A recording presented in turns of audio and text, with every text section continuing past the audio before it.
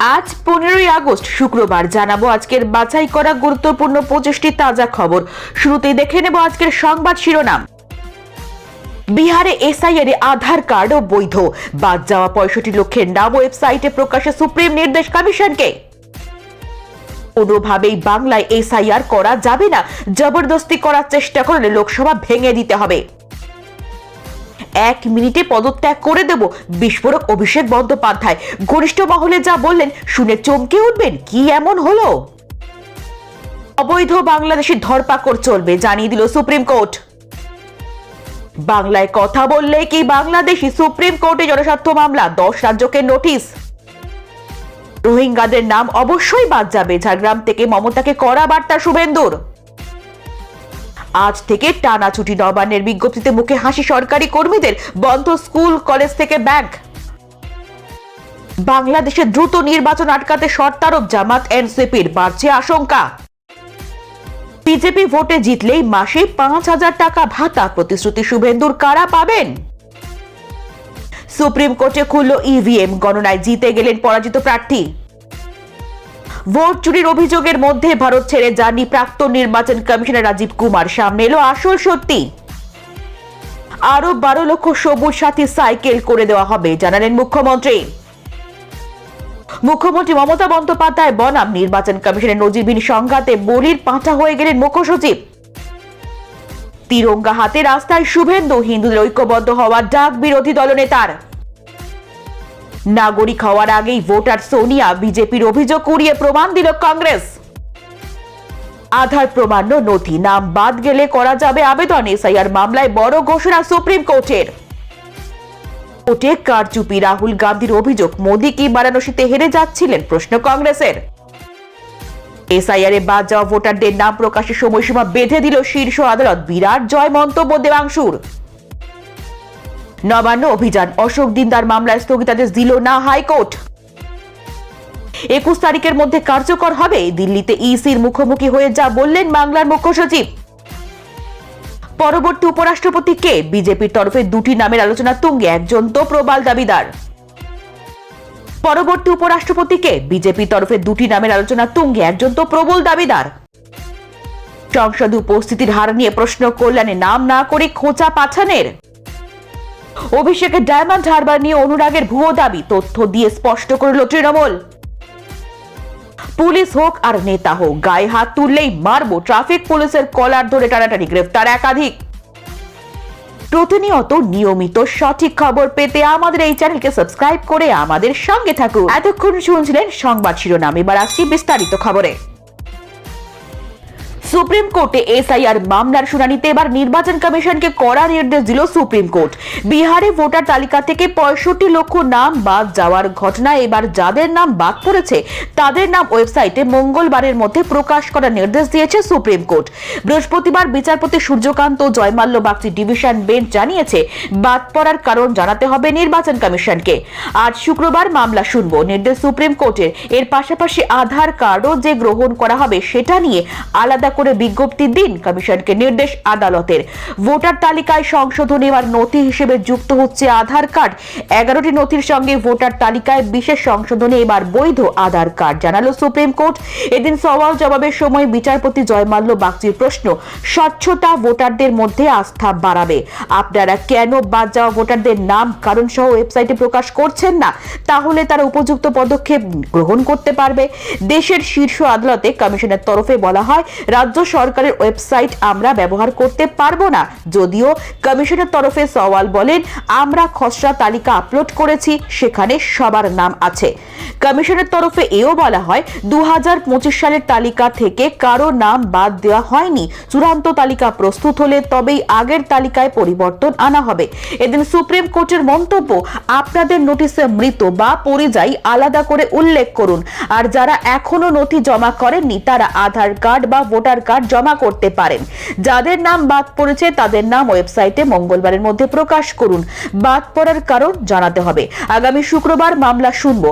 আধার কার্ডও যে গ্রহণ করা হবে সেটা নিয়ে আলাদা করে বিজ্ঞপ্তি দিন, কমিশনকে নির্দেশ আদালতের। কমিশনের তরফে বলা হয়, কমিশনকে তীব্র রাজনৈতিক বিরোধিতার মধ্যে কাজ করতে হচ্ছে। রাজনৈতিক দলের লড়াইয়ের মধ্যে আমরা আটকে পড়েছি। একটি রাজ্যে হেরে গেলে বলা হচ্ছে ইভিএম খারাপ। ভোটে জেতার জন্য রাজনৈতিক দলগুলি নিজস্ব ধারণা তৈরি করতে পারে, কিন্তু আমরা আমাদের ক্ষমতা অনুযায়ী কাজ করছি।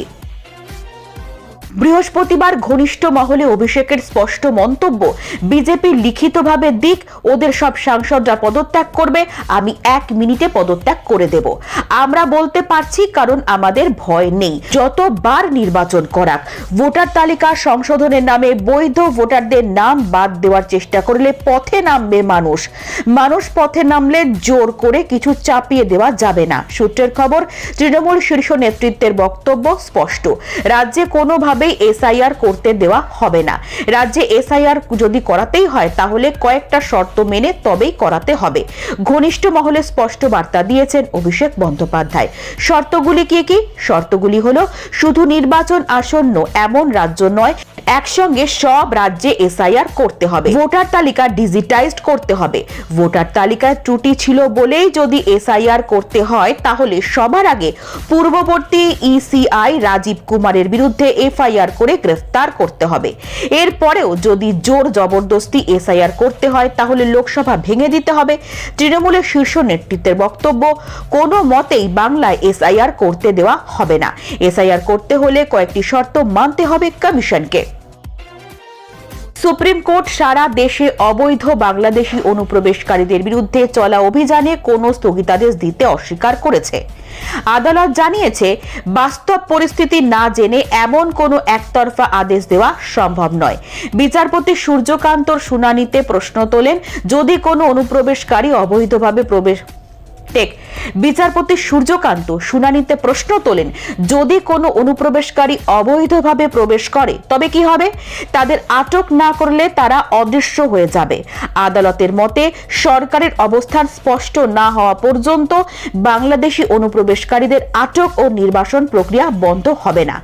আদালত কেন্দ্রকে 2 সপ্তাহের মধ্যে তাদের আইনি অবস্থান ও জবাব দাখিল করার নির্দেশ দিয়েছে। একই সঙ্গে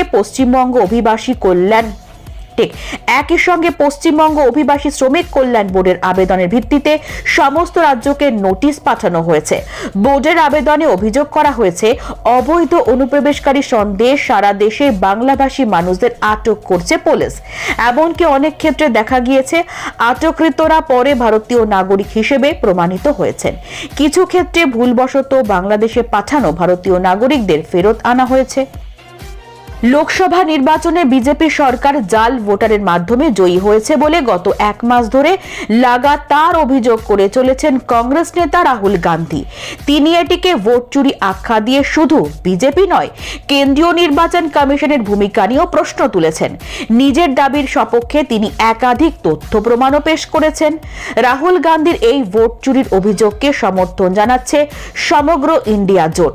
সংসদ থেকে শুরু করে রাজপথ পর্যন্ত তারা ভোট জালিয়াতির তদন্তের দাবি জানাচ্ছে। একই সঙ্গে বিহারে চলমান ভোটার তালিকা সংশোধন বাতিলের দাবিও জোরালো হচ্ছে। এই পরিস্থিতিতে এআইসিসির মিডিয়া ও প্রচার বিভাগের চেয়ারম্যান পবন খেরা প্রধানমন্ত্রী নরেন্দ্র মোদীকে সরাসরি আক্রমণ করে চাঞ্চল্যকর দাবি করেছেন।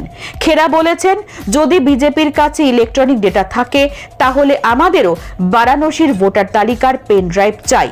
যদি আমরা বারাণসীর ইলেকট্রনিক ভোটার তালিকা পাই তাহলে স্পষ্ট হয়ে যাবে যে ভোট গণনার দিন প্রধানমন্ত্রী জাল ভোটারদের বুস্টার ডোজ পেয়েছিলেন। পবন খেরা সংবাদ মাধ্যমের সামনে দাবি করেন, নরেন্দ্র মোদী বারাণসী থেকে নির্বাচনে হেরেছিলেন। গঙ্গা পুত্ররা তাকে সমর্থন করলেও জাল ভোটারদের একটি বুস্টার ডোজ হঠাৎ তার জয়ের পথ সুগম করে তোলে। কংগ্রেস প্রশ্ন তুলেছে, মোদী কি প্রধানমন্ত্রীর আসন চুরি করেছেন?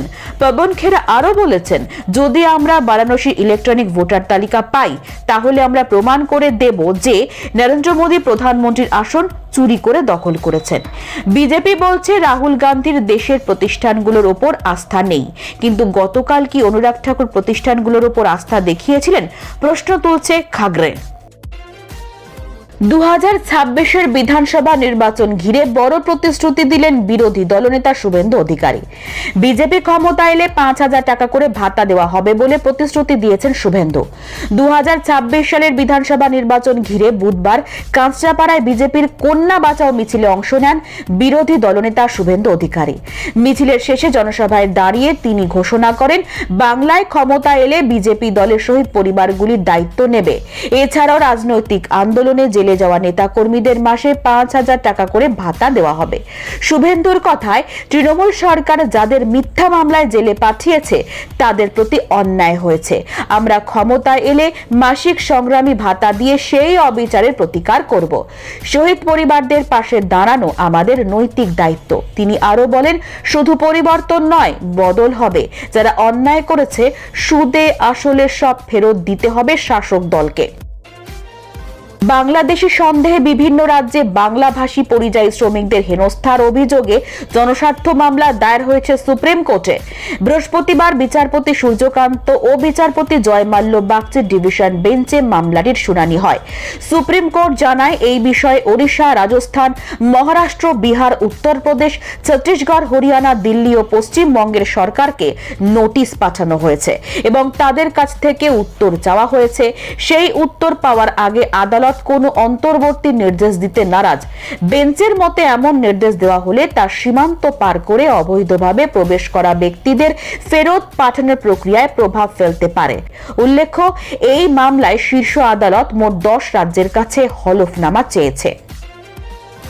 কংগ্রেস ভোট চুরির অভিযোগের আবহে ভারতের প্রাক্তন মুখ্য নির্বাচন কমিশনার রাজীব কুমার দেশ ছেড়ে মাল্টায় চলে গিয়েছেন, এমন খবর সম্প্রতি সামাজিক মাধ্যমে ছড়িয়ে পড়ে।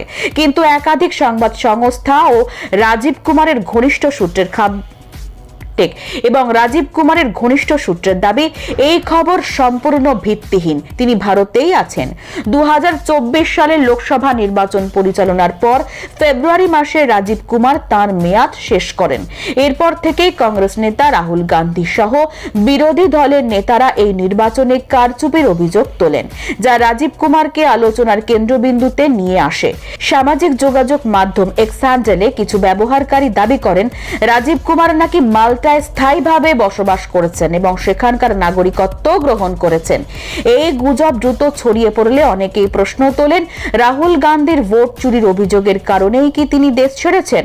তবে এই গুজবের বিপরীতে পিটিআই এর মতো সংবাদ সংস্থার পাশাপাশি অন্য ব্যবহারকারীরাও আসল সত্যি তুলে ধরেন। তারা জানান, রাজীব কুমারের মাল্টায় চলে যাওয়ার কোনো নির্ভরযোগ্য প্রমাণ নেই এবং এটি নিছকই একটি সামাজিক মাধ্যমের গুজব। প্রসঙ্গত, রাজীব কুমার তার 4.5 বছরের কার্যকালে 31টি রাজ্য ও কেন্দ্রশাসিত অঞ্চলে সফলভাবে নির্বাচন পরিচালনা করেছেন। তার আমলে ভোটার নিবন্ধনের প্রক্রিয়া উন্নত করা, ভোটার তালিকা ডিজিটাইজেশন এবং ভুল তথ্য মোকাবেলায় মিথ বনাম বাস্তবতা রেজিস্টার চালু করার মতো বেশ কিছু গুরুত্বপূর্ণ সংস্কারও বাস্তবায়িত হয়েছিল।